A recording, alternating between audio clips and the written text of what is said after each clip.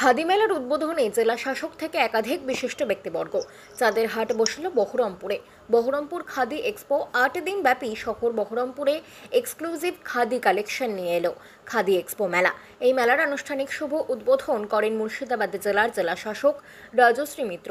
এছাড়াও উপস্থিত ছিলেন কল্লোল খা, ডিরেক্টর খাদি। ছাড়াও উপস্থিত ছিলেন একাধিক বিশিষ্ট ব্যক্তিবর্গ। স্বনির্ভরতার লক্ষ্যে সাধারণ মানুষের পাশে থেকে মানুষকে সহায়তা করাই হলো এই মেলার মূল লক্ষ্য, এমনটাই জানান জেলা শাসক রাজশ্রী মিত্র।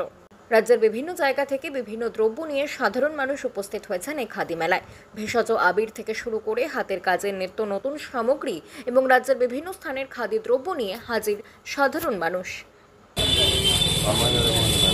কেমিক্যালের আবির পাওয়া যায়, তো আপনারা এই যে ফুল দিয়ে আবির তৈরি করেছেন কৃষ্ণ করে ভালো আওয়াজ হয় মরবে।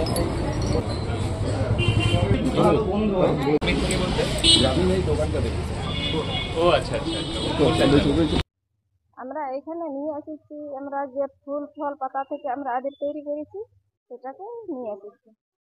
এর মধ্যে কোনো কেমিক্যাল নেই। কি বলবেন সাধারণ মানুষকে এই যে সামনে যেগুলো আছে?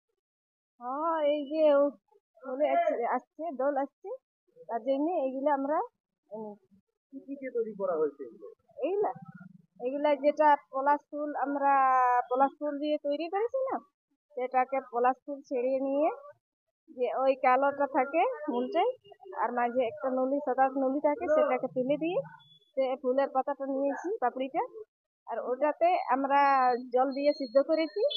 সিদ্ধ করে টেলকম পাউডার মিক্স করে আমরা ওটা সানে শুকিয়ে দিতেছি। শুকিয়ে নিয়ে ওইগুলা গুঁড়ো করে সেটাকে চালে আর একটু সেন্ট দিয়ে ওইটাকে প্যাকেট করে দিই। কত করে কিরকম দাম লাগছে? পলাশ ফুলের আমাদের কেজিতে পড়বে 300 টাকা, আর নিম পাতা হলো ওটা 400 টাকা কেজি, আর এই বিটেরও 400 টাকা কেজি। কি নাম আপনার? জলিকা কেজি।